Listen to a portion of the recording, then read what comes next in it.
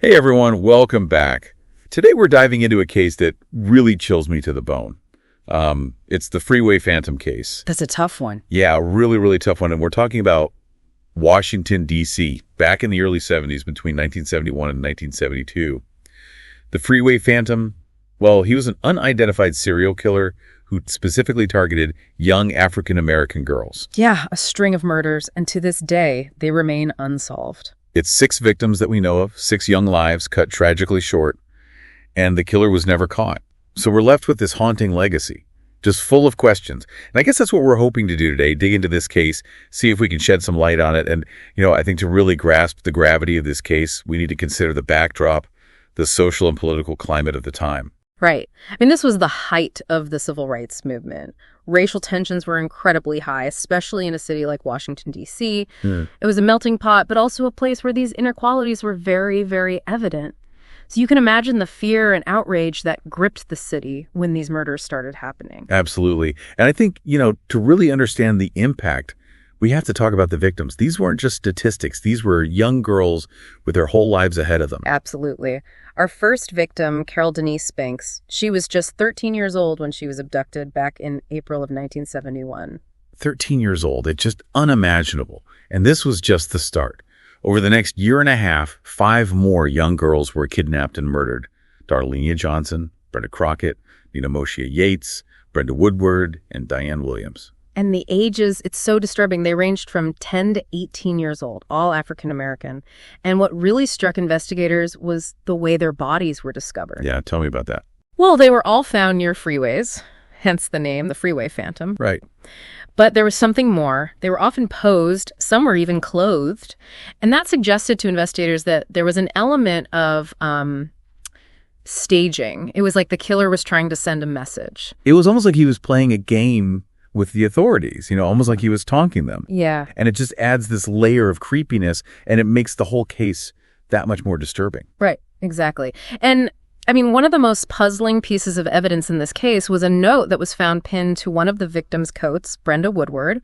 The note read, "This is tantamount to my insensitivity to people, especially women." It's a very odd note. Yeah, it's chilling. And the wording, I mean, it's so peculiar. Investigators have debated for decades what it means. Was it a genuine clue to the killer's personality? Was it a deliberate red herring? We still don't know. Right, and it's this kind of ambiguity that makes the Freeway Phantom case so fascinating, but also so frustrating. So, what was the investigation like? Well, it was a massive investigation. D.C. police and the FBI, they threw everything they had at it. But they were working with limited technology back then. Yeah, 1971, DNA analysis wasn't even on the radar. Exactly. Fingerprints, eyewitness accounts, those were the main tools. And in a case like this, with multiple victims, multiple crime scenes, it's like trying to find a needle in a haystack. And you have to think, too, about the social climate. Were victims from marginalized communities given the same attention? Was there racial bias in the investigation? Those are really important questions. Unfortunately, in many cases from that era, we see that investigations were not always conducted fairly or thoroughly when the victims were from minority groups. So it's possible that racial profiling played a role in hindering the investigation. It's just a thought. It's a very real possibility, and we have to acknowledge that. The impact on the African-American community in D.C., as you can imagine, was profound. It created this atmosphere of fear and mistrust. And to this day, many feel that justice was never served. Right. And that's the heartbreaking thing about cold cases. The families, the community, they're left with this gaping wound, this sense of unfinished business. Mm-hmm. And, while we may never solve this case, I do think there's a glimmer of hope.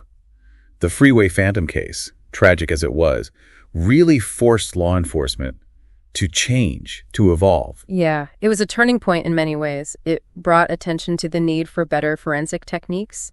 It pushed law enforcement to reevaluate how they approach cold cases, especially those involving marginalized communities. So even though justice wasn't served in this case, it did contribute to advancements that hopefully will prevent similar tragedies in the future.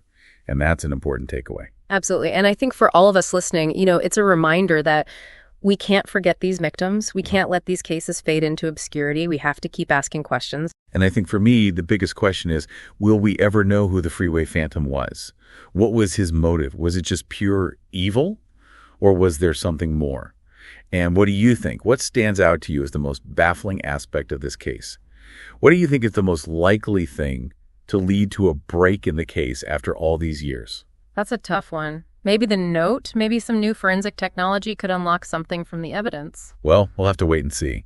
But for now, this deep dive has come to an end, but the conversation, as always, continues. Keep those questions coming, and we'll see you next time.